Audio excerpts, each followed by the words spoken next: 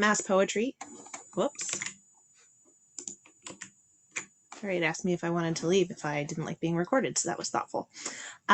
We at Mass Poetry are intentional about ensuring that events are accessible to everyone attending and involved in the festival. We have closed captions available for this event. If you can't see them, you can turn them on by clicking the live transcript button at the bottom of your Zoom screen and then show subtitles. If you would like to turn them off, you can choose hide subtitles. And for anyone who is using those auto captions today, to ensure that your chat messages are not popping up over the captioning, click on chat at the bottom of the screen and it will open a chat panel to the right. If you experience any trouble with this or any other logistics, please send a private chat message to myself or Barbara. We also have ASL interpreting. Regarding Zoom etiquette, please keep yourself muted unless you are invited to unmute by the speakers. There are many ways to interact with each other via the chat and the Zoom reactions button, so please feel free to use them as a way to engage. Please be kind and respectful to the event producers and your fellow participants. We will remove participants for discriminatory or harassing comments, and in such cases, participants may be banned from further festival participation. Thank you for your patience, and now I'm happy to introduce Christopher Greggs. Christopher J. Greggs is a poet, designer, and recording artist living in Jersey City, New Jersey. He is a Canem, Tin House, Callaloo, and Watering Hole Poetry Fellow, and is the recipient of the 2020-2021 Canem Poetry Coalition Fellowship. His work has appeared or is forthcoming in publications such as Tri-Quarterly, Winter Tangerine, Texas Review, and This Is What America Looks Like, the Washington Writers Publishing House Anthology, among others. He earned his MFA in poetry from the University of Wisconsin-Madison. His debut EP, Change My Name, is streaming on all platforms. You can find him on Instagram at My Name is Greggs or on Facebook at Name Your World. I will post those into the chat for you. His interview with actor-director Sonia Sohn can be found in the Great Weather for Media anthology, Suitcase of Chrysanthemums. And I will turn this over to you, Christopher. Thank you so much. It's happy to be here. My name is Christopher Greggs. I'm the Poetry Coalition Fellow at Canem. Really happy to bring our series, The Writers Worktable, to the Mass Poetry Festival here. A little bit about Canem before we get started. Canem was founded by Derricotte and Cornelius Eady in 1996 to remedy the underrepresentation and isolation of African-American poets in the literary landscape. Canem is a home for the many voices of Black poetry and is committed to cultivating the artistic and professional growth of Black poets. Today, we are here with poets and scholars Joshua Bennett, the recent collection Ode, and Bettina Judd, author of Patient, to discuss fellowships and developing poetry projects that require in-depth research. So a little bit more about the brilliant writers we have with us today. Joshua Bennett is a Mellon Assistant Professor of English and Creative Writing at Dartmouth. He's the author of 4 books of poetry, criticism, and nonfiction. The Sobbing School was the winner of the National Poetry Series and a finalist for the NAACP Image Award. Being Property Once Myself, an Ode, and Spoken Word, A Cultural History are books that have come out in respectively in 2020, and Spoken Word, A Cultural History is coming out in 2022, so be on the lookout. Bennett earned his PhD in English from Princeton University and his MA in Theater and Performance Studies from the University of Warwick, where he was a Marshall Scholar. Bennett's writing has been published in the Best American Poetry, the New York Times, the Paris Review, and elsewhere. He has received fellowships from the National Endowment of the Arts, Ford's Foundation, MIT, and the Society of Fellows at Harvard University. Currently, he is a 2020-2021 visiting scholar at Friends Seminary in New York City. And Bettina Judd is an interdisciplinary writer, artist, and performer whose research focuses on Black women's creative production and our use of visual art, literature, and music to develop feminist thought. Her current book, Manuscript, argues that Black women's creative production is feminist knowledge production produced by registers of affect she calls feelin'.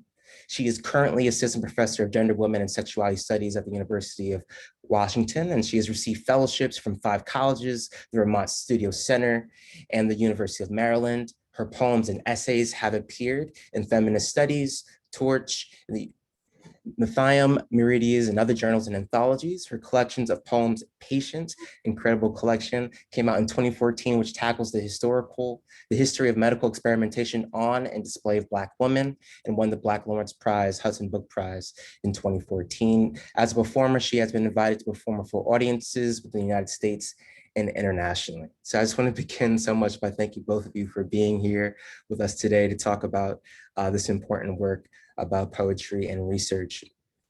Before we get into what I really enjoyed about both your projects and the work that you both are interested in, I wanted to kind of open the floor by talking about the significance of research and fellowship opportunities in the lives of poets. And I was wondering if you wouldn't mind, Bettina, feel free to go first, whoever wants to take it first. What was the first research or fellowship opportunity that you felt changed the trajectory of your writing life? And that can be like creatively, socially, in terms of being in community, or even financially in terms of being able to spend more time on a given project. And I guess as a follow-up, what did you feel helped prepare you for that opportunity? Sure, thank you for that wonderful introduction and for calling on me first. Quite honestly, and this isn't like a kind of gimmick for the platform that we're gathered together here in, but Canem was the shift in my trajectory. I was in grad school when I was accepted to the summer workshop in 2007, and I did not like grad school. And I called myself, I was working on a PhD in women's studies at the University of Maryland. And, I knew ahead of time that I thought of myself more as someone who was creative, who was taking this academic route to support it and to just be smart about my creativity. And so, the way that, academia can be quite violent and anti-creative, even if and when it's an interdisciplinary program, and a program whose foundations are dedicated to all sorts of kind of new epistemologies, new ways of thinking, like something like women, gender, and sexuality studies. It was just women's studies when I was there. That was absolutely crushing me. And I had this particularly like personal, painful medical experience in my first year of grad school, and that experience becomes the foundation for what patient is. And so I went to Canem with all of that, with not feeling comfortable in my place as a researcher, but still wanting to do that, and really asking the question of whether or not I was a poet. And so it was a really huge stakes that I placed on myself and my ability to get into this pretty selective workshop. I said, well, if I don't get into Canem, I guess I'm not a poet. Like that, don't ever make those kinds, because it's highly competitive, and also on the whims of whoever is there at the time looking at your application and what they had for lunch that day. So, but the ancestor said, okay, this girl's tripping, so let's just give her this. And I went there, and something opened up in me creatively that was about technique and those sorts of things, certainly, but was also about what the poetic voice could say, that really kind of ushered me along. And there was like a little kind of spiritual component. So like Patient started there, and I came there with trying to understand this medical thing that happened to me, and trying to understand whether or not like this was something I really wanted to have real research interest in. I knew it wasn't a primary interest of mine, like medical racism and particularly 19th century medical racism. But I brought with me books related to P.T. Barnum, and Joyce Heth, and books related to J. Marion Sims and Anarcha Betsy and Lucy. And while I was there, realized in my reading of, I think it was Benjamin Weiss's The Showman and the Slave, which is about P.T. Barnum and Joyce Heth, and to find that one of the last stops that Joyce Heth had before her death was in Greensburg, Pennsylvania, which is where the summer writing workshop is for Cave Canem. And so there was this, and so that first poem that's in the book, yeah, it was a lot of energy. That's just falling down, you know. Absolutely. It was, and so to feel that piece that felt extremely real, and then also the component that I was sitting here reading this academic text to gain that knowledge, and also working on poetic voice in a particular kind of way opened something up for me. That's incredible. Joshua, same for you. Yeah, I mean, my first workshop experience was actually in the Callaloo Creative Writing Workshop, right? So like Bettina, I was in graduate school. I was at Princeton. And there, I mean, I'd been told directly that being a poet was a distraction. And that if I kept running around doing the poetry thing, no one would take me seriously as a literary scholar. So I should probably quit. And already at that point, I'd been a spoken word poet, you know, since high school. And so I already had another career before I started graduate school. And I was quite taken aback. I mean, it was an English program. So I don't think I understood yet all the sort of historical and discursive reasons that people might think that spoken word wasn't worth anything. But I was especially shocked that even once I made more of a concerted effort to find a way that the poems could live and dance on the page, that there still was the sense that I really needed to focus on the criticism, right? And not get sort of swept up in these creative endeavors that seem to have nothing to do, at least on their face, with theory. But when I got to Callaloo, it changed everything. I got the chance to work with Vivi Francis, you know, who's now my colleague at Dartmouth, which is surreal in the best way, and Greg Pardlow. And that's really where I learned to be a teacher, right? I learned to be a teacher in that space. A year or so later, you know, I would end up doing a summer workshop with the Hurston Wright Foundation.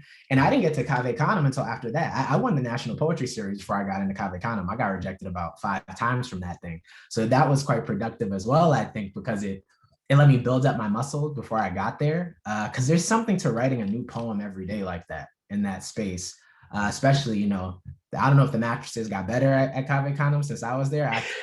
Okay, so I had to put mine on the think the floor. struggle's still the same. Yeah, okay, yeah. It persists, right? It persists over time. So yeah, I was going through it, but it was a beautiful time for me to be there, because it was how I got to Ode, right? Was actually those first Ode, OWED poems, those happened at Cave Canem, right? Mike Brown is a Type of Christ, Ode to Pedagogy. Those poems, you know, were written in those first few nights at the fellowship. And so that was a major turn for me, I think, not just professionally.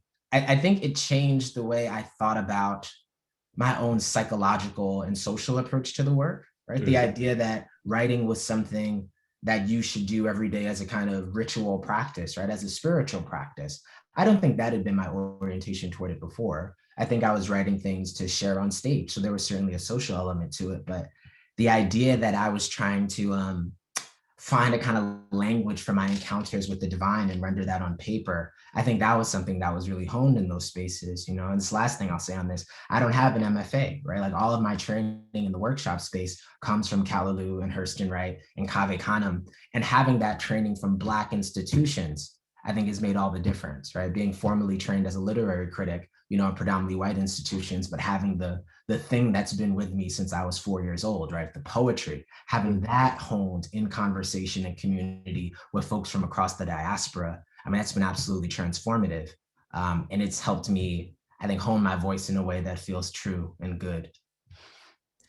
It's wonderful to hear you both talk about the tradition. In a way, I think of it as apprenticeship. When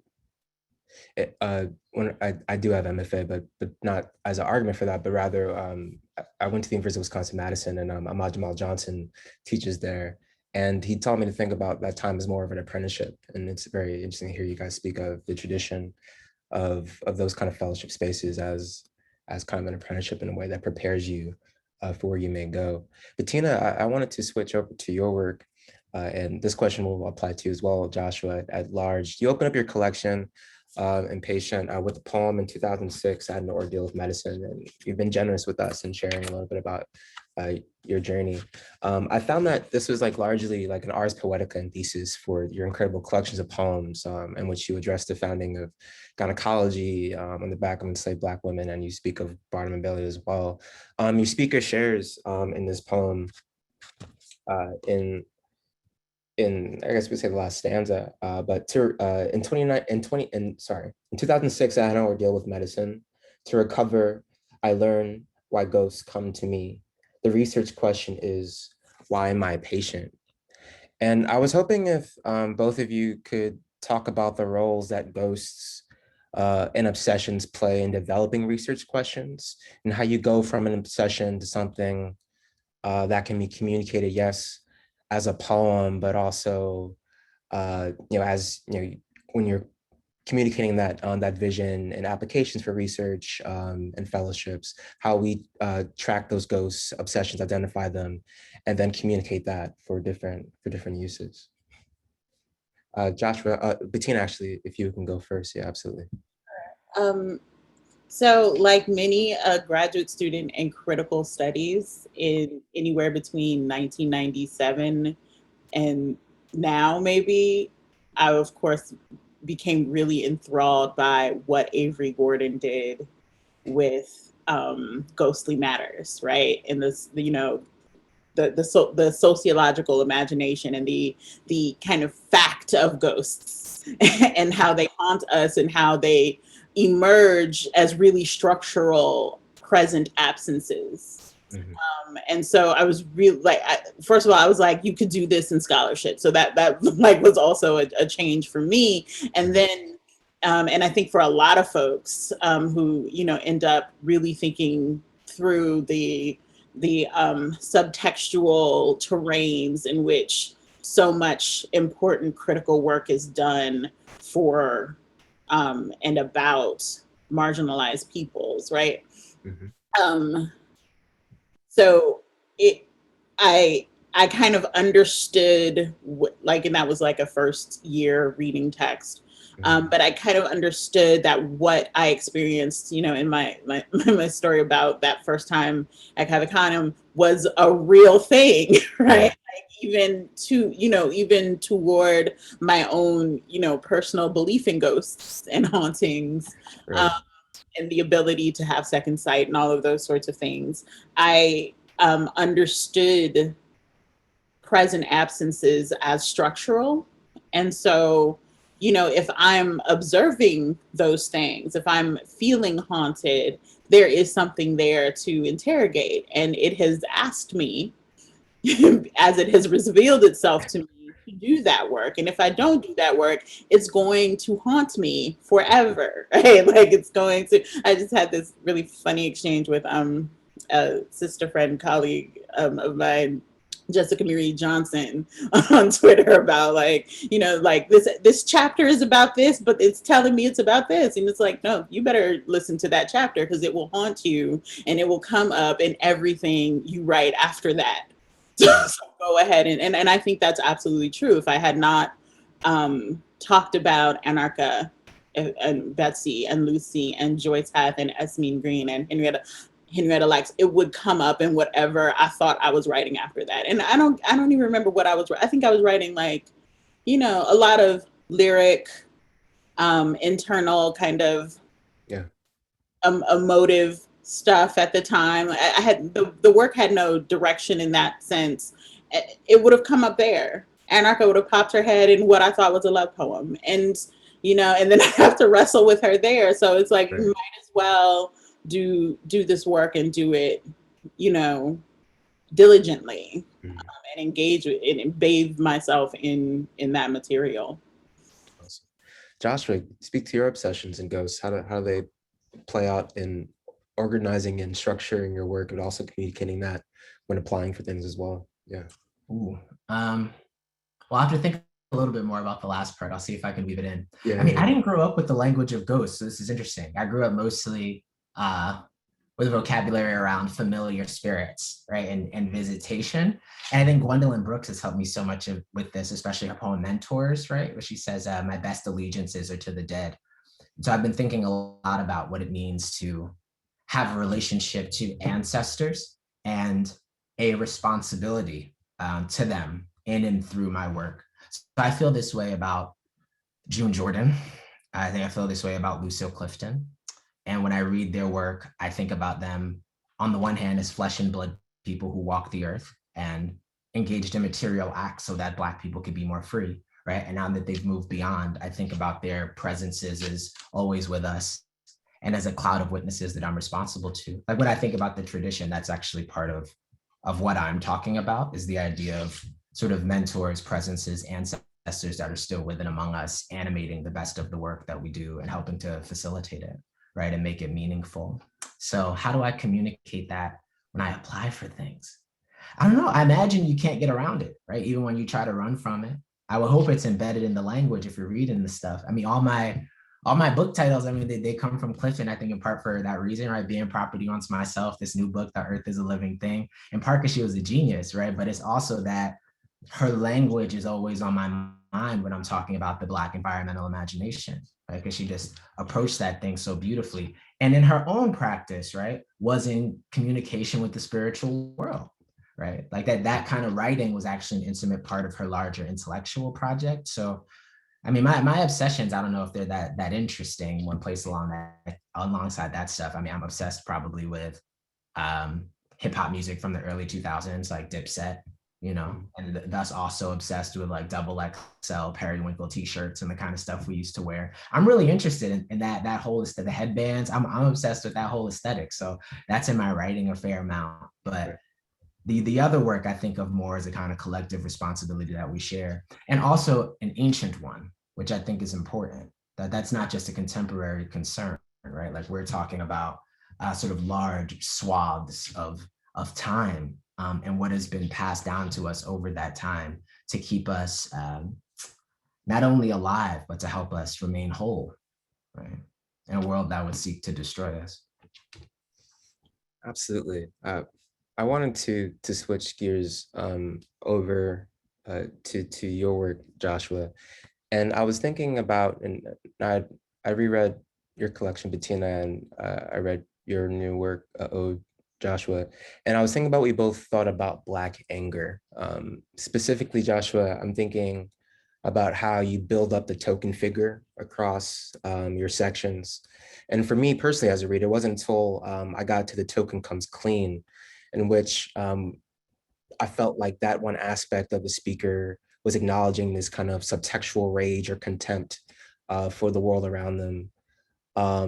And in the way we think of like who a token is, right? Where we're thinking of typically a Black person on their best behavior, right? The least threatening of people, right? And so if even this idea of the token has to come clean about some level of Black rage, right? So, and the speaker in that poem, feels that, they have in that least threatening self they need to speak.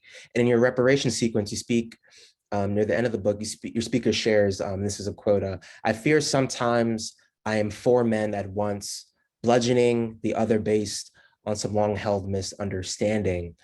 And it wasn't until that point as a reader that I understood your devotion and the importance of those odes throughout the book. With so much rage present, the odes kind of provide that balance, and they kind of communicate that devotion of your speaker toward a joy that perseveres, that in those moments that allow for a painless continuity in a way, right? You talk about your obsessions with 2000s and Dipset and headbands in that era.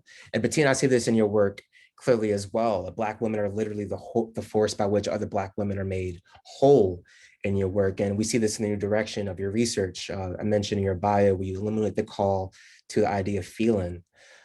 So fury is both, and healing is both present in both of your work. So my question for both of you, and Joshua, you can go first, is what do you think we have to gain in regards to theory by tapping into Black anger, and how that might be important for the world that we're trying to write into existence? It's a great question. I mean, I hope it would deepen the work and make it more textured, right? Because anger is a human emotion. And having to suppress your anger all the time just to be able to move through professional space in the social world is quite destructive. So part of what, I mean, the first ode in this book, and I love that you talked about it as sort of an act of balance, right? But the first ode in this book is about my older sister teaching me to fight, right? It was about how do you navigate a world, not only where you are angry because you're a human being again, but because other people are angry at you for reasons that you can't quite understand and maybe have no legitimate basis, right? How do you assert that you have a self to defend, and how do you hone that skill? That's actually part of the way I'm trying to think about the educational practice of the entire book. So the token stuff on one hand is a kind of continuation of the monetary metaphor, right, of ode, which is about financial reparations, but also an aesthetic of reparation, right? And moral community. What do we owe to each other? And what are Black people owed in and by this country, right? So the right to be angry is part of it, right? Space to express anger in ways that are productive and rigorous, theoretically rigorous, but also politically powerful, right? Black rebellion has been an incredible transformative force in the history of this country, right? We just saw the entire world, right, shift in a certain way, at least discursively, from this past summer, right? And it was a certain kind of Black righteous anger, right, that helped animate that. So I'm always trying to communicate that in the books. And again, I want to credit, the spoken word tradition for that. And it's part of the cliche, I guess, of the spoken word poet is that you're yelling all the time. But part of what I did really love about that space, right, much like what I loved about growing up in a certain pocket of the Black church tradition, was that there was always space, not just for Black anger, but Black grief, right? You could mourn out loud, right? And it didn't detract from the celebration, right? Of course you can celebrate, but you don't have to lie to yourself about the material conditions you live in. So there has to be space in the work, right, for Black anger, right? And not just Black fear, because I think there's also a way in which that can predominate, right, in our current cultural moment, right? It can be about how fear overrides our everyday interactions, but the Black people I grew up around, they weren't walking around afraid all the time. Right? It was quite a bit of joy and quite a bit of anger at the unfairness that they were forced to navigate every day. So the work is really just a lens for me to think through that truth that I know grown deep, and to try to give it language that honors the beauty that was actually there in the scene, in the moment. Thank you. Bettina, I'd love to hear what your thoughts are. Thank you. Of course, I think a lot about anger. I wrote a little bit about the process of writing Patient and the function of anger, and thinking about particularly what anger means in the experience of Blackness and womanhood, in particular Black womanhood. To be a subject who's kind of controlling image in the world. One of the controlling images in our social world is that of the angry Black women, and what that means, and how that trope, that idea, is meant to kind of suffuse and disregard Black women's knowledge. Mm-hmm. So I think about anger as as another kind of, and the ghost. I think of that idea, the angry Black woman trope, the sapphire, as another one of those ghosts that kind of tell us that there's something else there. And so if there's it's really curious to me that, as Joshua was saying, anger is a human emotion that is, for some reason, negotiated about, the terms of it is negotiated when it comes to Black folks. Yeah. Like, do Black folks have the right, the capacity, and the responsible kind of humanness to properly, right, express anger? Like those kinds of negotiations are really strange, and I think we need to really reflect on what those negotiation means and why they are strange. And there is yet another kind of pocket of where anger comes from, right? With the encounters with forms of violent present racism, right? are also often kind of layered with that knowing of the discounted witness, right? And that it's a blooming of chaos that would seek to kill the person who holds it. And I think that's the goal, right? That's the goal of making anger specifically this difficult thing for Black folks to fully inhabit without there being some repercussion, right? It is to murder oneself in another way. I mean, and, so I have, like I said, I have written about this. It's an article called Sapphire's Praxis. It's in Feminist Studies, but there are studies of this, of like Black women who, in order to evade the stereotype of the angry Black woman, withhold expressions of anger and then have higher rates of depression and anxiety and high blood pressure and all these things that are internally killing us. And so I think, like, in addition to anger as being this source of knowledge and like a kind of lightning rod of kind of expansive information about a minute situation, right? Like like anger tells us not only about the situation at hand, but all the situations that were ever had in order to make that situation possible. In addition to that, I think it's also kind of it's like a public health issue. It's like a very, it exceeds the bounds of kind of theory and intellectualization. I think it has some real, I mean, of course, the theoretical ideas, I think, have some real world consequences, but I think it also has this really embodied importance to us. I mean, and that this is why Audre Lorde wrote about it extensively, right?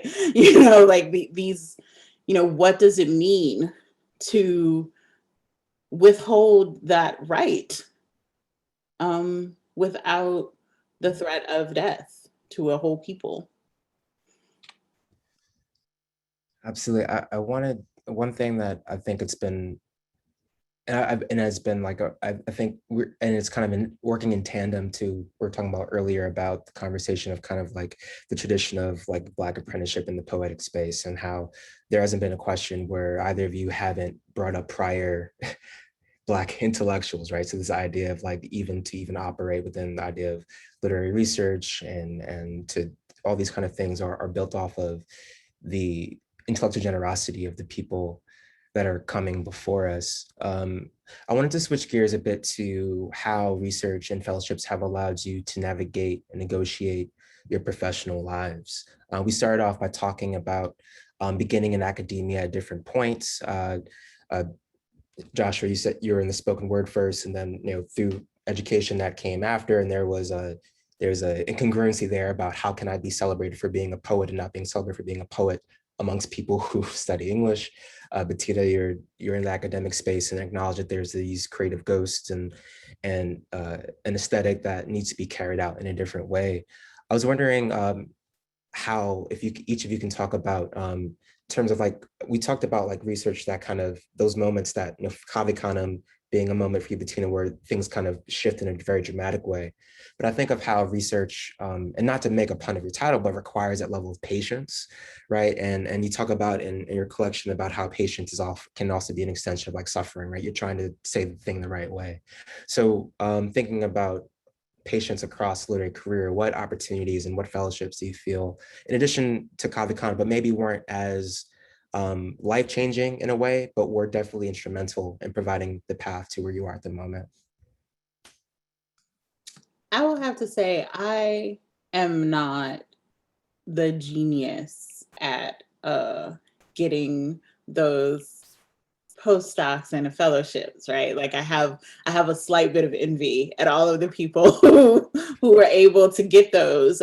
But I do think in my path my particular path in graduate school was that in an interdisciplinary program. And as someone who was, I think, being even more interdisciplinary than that interdisciplinary program thought itself to be, I tried to find spaces to hone craft or make space for honing craft that were not obvious, right? So one of the things I did in graduate school was I applied for what is now, I think, defunct, the Pavlis Award for the Vermont Studio Center. And the Pavlis Award at the time was, it might have some other equity awards, but that was for artists who came from historically Black colleges or universities, and so Spelman.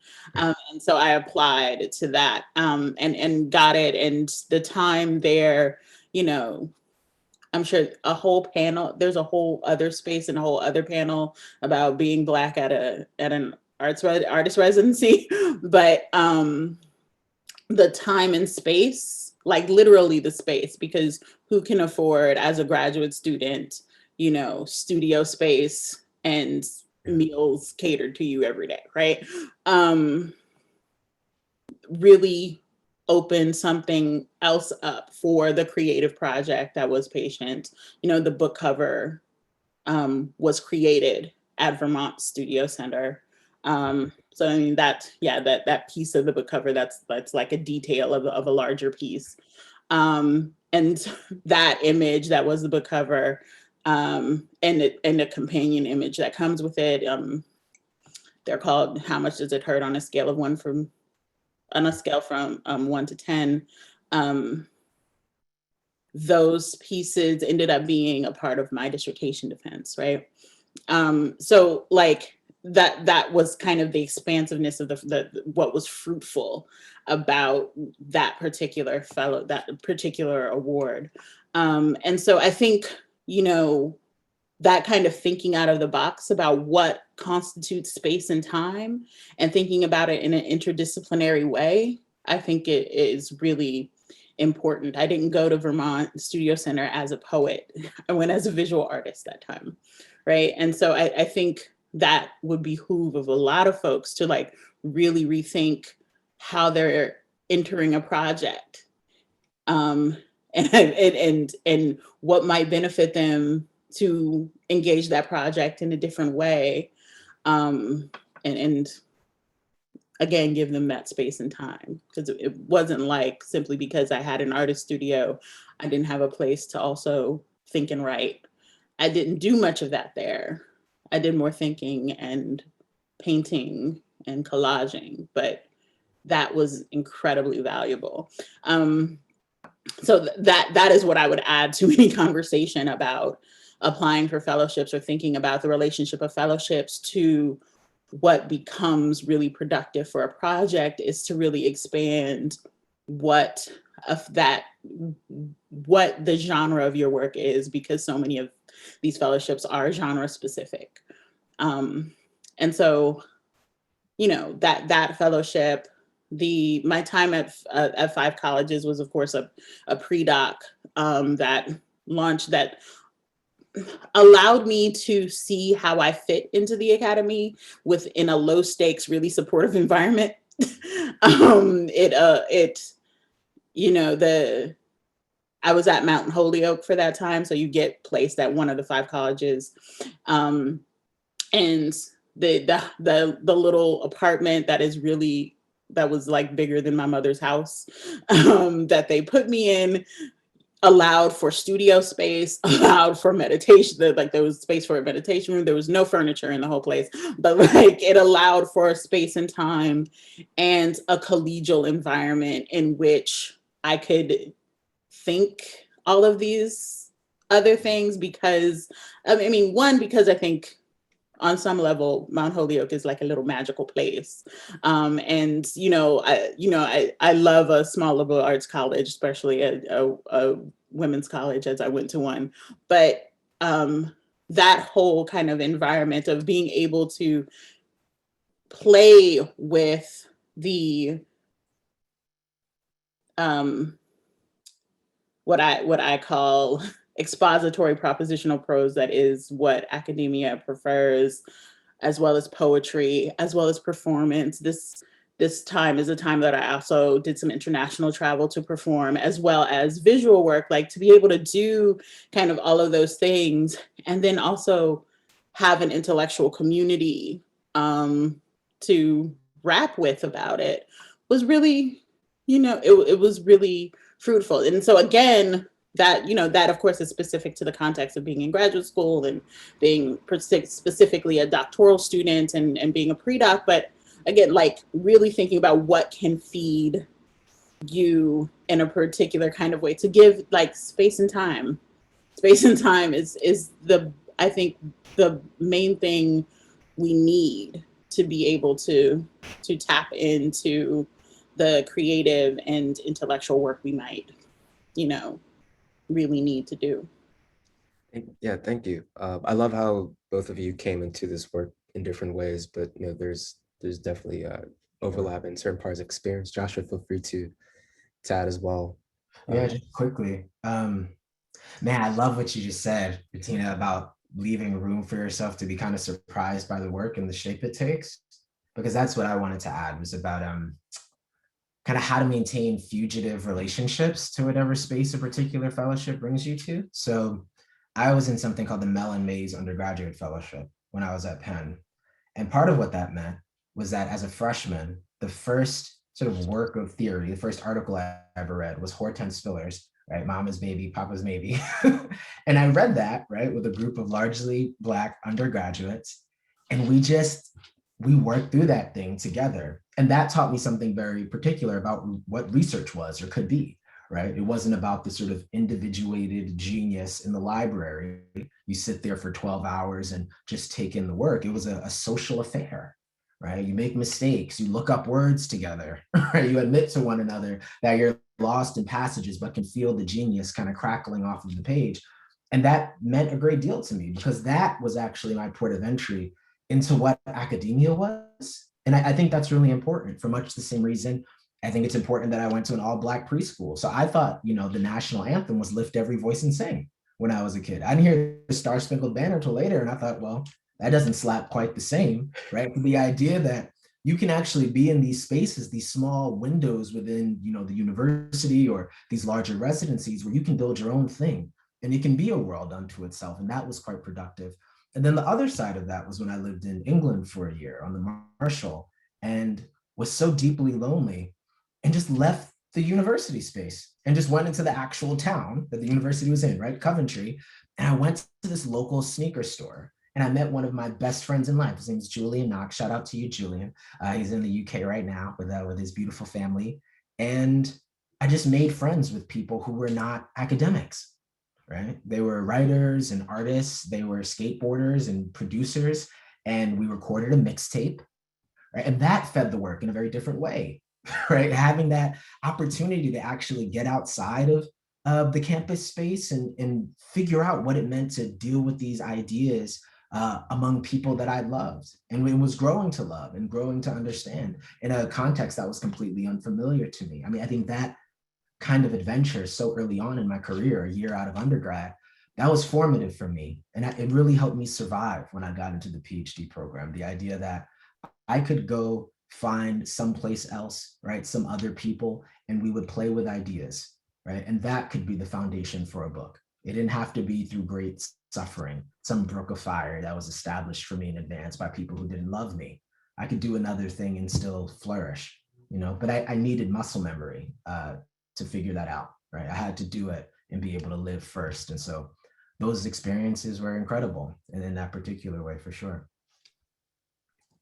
What I really appreciate something I don't think we talk about enough. And the first time I was experienced to this idea was by Vivi Francis. And it was at Callaloo at the Brown workshop for 2 weeks with Vivi and Greg. And Vivi was talking about the importance of knowing what you need in terms of Joshua, you speak of, and Bettina as well, talking about isolation versus community, knowing the importance of having, if you are being isolated for any number of reasons, to the importance of carving out a community or a person or a method that allows you to experience something that's healing or substantive and social and redeeming or refilling in some kind of way. One thing I'm very interested in, we were just talking, both of you are both researchers and by nature produce work that isn't just poetry. And I think of how that's very typical for poets in general.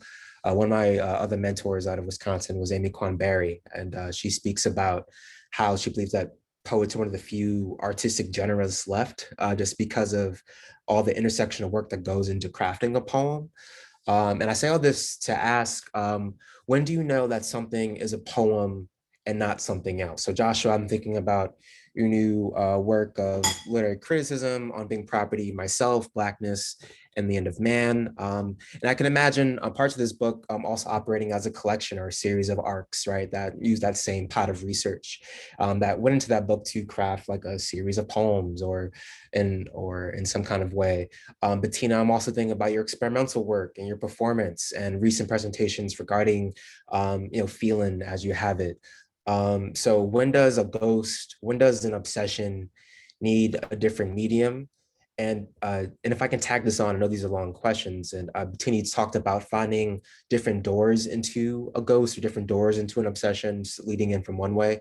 So when do you know when something is a poem or something else? When does an obsession need a new medium? I don't know. And this has already come up already, right? I think Bettina said this earlier. You gotta let the work talk to you. Yeah. So I tried to, and thank you for buying the book, by the way, being property once myself. I didn't know you had the other. Yeah, Really you have that. to be real. You can't. I can't be here with PDFs and have conversations with friends Oh who've read no. something. You have it here. That's the whole. Yeah. I really appreciate that a ton. But I tried to write a book about novels, right? And there's just poetry everywhere in that book, right? Tyra Betts is in there, Carl Phillips, Major Jackson, and I couldn't get away from it because it's the lifeblood of the prose, right? And whatever the prose would fall slack, I would turn back to the poems to electrify my mind. And I think I had to just let the writing talk to me in that way and say, Joshua, this is great, but you hear the echo of this poem here, right? While you're doing this close reading of Richard Wright or Jesmond Ward or Toni Morrison. And you have to wrestle with whatever it is, whatever market logic, right, is telling you that poetry has no place in this work of literary criticism. Okay. And so trying to tap into the music that way was quite instructive. And also, I think getting around mentors that cared about me as a whole person. It had a real ethical relationship to me to say, look, there's a thing you do already, not just well, but something that carries you and lifts you up when you feel low. Why would that not find its way into the prose, right? So for me, I had to find a way that the poetry and the prose could live together in a kind of symbiotic relationship and constantly feed one another. I couldn't divide my mind the way I'd set out to in the very beginning.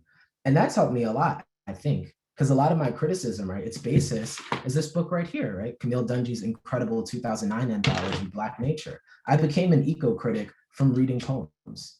That's what taught me. And right now, I think one of my serious professional aims is to blur that kind of thinking in the classroom space, right? To blur it pedagogically. Whenever I teach poetry workshops, I bring in theory. Whenever I teach literary theory, I'm bringing in poems, and I'm bringing in living poets into the classroom to talk about their practice so we can figure out how to commit to the beautiful sentence when we do the work of literary criticism, okay? An argument is one thing. A story is a very different, right, kind of instrument, kind of weapon, kind of equipment and tool. So yeah, I don't know, but I think I am getting better at listening, which is an exciting development because it was a struggle for a bit there. I like that, absolutely. Yeah, I would have to echo that, what was said before about listening to what the project wants and needs, right? So I started Patient thinking that it was a visual arts project. I started it by doing these watercolors that kind of engaged natural history imagery from the 17th and 18th, 19th century natural history imagery. So, I was doing all of this kind of visual arts research that like looked at the history of taxonomies and that kind of emerged out of the Enlightenment and the need to kind of categorize everything with Latin names and, you know, make these block prints and like even toward the media of that genre of visual art. So, you know, block prints and lithographs and the watercolor, right? The watercolor kind of emerges in the 19th century as a feminine form of doing this taxonomic work. And that went absolutely nowhere.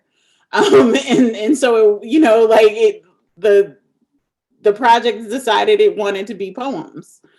And so, you know, like I really think, you know, really, you know, while there is something to be said for kind of struggling with and fighting with a concept through a particular media, there is also something to be said for listening to the ways it might want to emerge in another form. And so, yeah, I mean, so much of what my own both academic and creative life has been kind of, Joshua used the term fugitive, has been kind of creating fugitive spaces in each space. So I've made a kind of project like that's internal, and now like that I'm letting people know, it might be really obvious, of when I go to academic conferences like American Studies Association or National Women's Studies Association, I read poems or show video poems. And when I go to, you know, when I go to kind of poetry spaces, doing some of the kind of like, this is what I found in Audre Lorde's archive, you know, like doing that kind of cross pollination work, because it's all the work. And you know, I think I'm a little more hostile to it within the academy. But like doing that work, it has been really important to my own academic projects. So Feeling is one of those academic projects. It, you know, of course, is the revision of the dissertation. And that dissertation, you know, defense had like an art exhibit at it that involved, you know, those two large images and as well as videos. And, you know, like I want to make clear that the way that I come from a tradition in which knowledge does not simply come from expository propositional prose. In fact, it cannot. Right? That language, that is a language of entrapment for us so very often. And so there are these other ways of producing and learning that I think are much more valuable. So when it comes to like knowing, listening, and also being willing to try another way. So I'm doing a lot more with sound and visuals these days. And I am absolutely not a film student. You know, like my film game is like, of course, worse than a Gen Z TikToker, but I'm gonna try it, you know, like, absolutely. And they're skilled, so. Yeah, I mean, what I definitely appreciate from both of you is just this idea of allowing a question, allowing yourself to enter a question from many different ways, and even if, you know, Bettina, you know, like you were sharing, like the value of those paintings, so they got you to the poems, right? They're there's value in that process. In our last moments, I really just wanted to celebrate both of you, people listening. If you haven't gotten a chance, please pick up a copy of Ode by Joshua Bennett, Bettina by Bettina Judd. Follow them both on social media. Also, recently new on Being Property Once myself. I'm very grateful to share space with both of you. Before we leave, any last words from either of you? Any projects you want to uplift before we exit? First of all, I saw this on the Twitter. Congratulations, full professor. Joshua Bennett, I'm trying to get like you. I'm coming up for the first step this fall. So congratulations to you. And yeah, I think that would be a whole other conversation about the academic tiering and kind of what it means to be a creator in various different ways. But yes, I'd like to thank you, Christopher, so much for enabling this wonderful conversation. I learned so much. Thank you, Joshua, for being here. And thanks to Canem and Toy and Cornelius always, and all the folks. And I recognize some names in the chat. Thank y'all for coming out. Oh, I just want to echo that. Thank y'all both for your generosity and brilliance, Bettina and Christopher. Thank you, everyone gathered here. And yeah, thank you to Canem for helping make room for our dreams and for our imaginations, to run loose and fly free. That's great. Before passing off back to Massachusetts Poetry Festival, Canem is celebrating 25 years of Canem. So please look out for us on social media to learn more about how we're going to be celebrating 25 years of being a home for Black poetry. Thank you so much, Joshua and Bettina. I'm really excited we're able to have this conversation, and be well, stay safe, and take care of your folks. See you all soon. Bye-bye. Thank you all so much. This was really wonderful and very inspiring. Poets, if you have a website, socials, or link to a book or a chapbook, please put them in the chat box now. I know that Barbara's been doing some of that, but definitely make sure those are there so people can follow up with you. And can we get a round of appreciation for our poets? Thank you. Don't forget to support the poets directly by following them and buying their books. And there is plenty more amazing programming happening this weekend. If you're interested in attending more events at the Mass Poetry Festival, check out our website. You can also visit the virtual Small Press Fair, which I highly recommend. You find amazing poets there. And listen to the Improbably audio tour, visit the Ekphrastic Gallery, and more. And then lastly, please follow Mass Poetry on our social media accounts and sign up for a newsletter if you haven't already. The links will be listed in the chat. Any donations go to support not just the festival, but year-round poetry programming. Thank you so much for coming to this event, and we hope to see you again soon.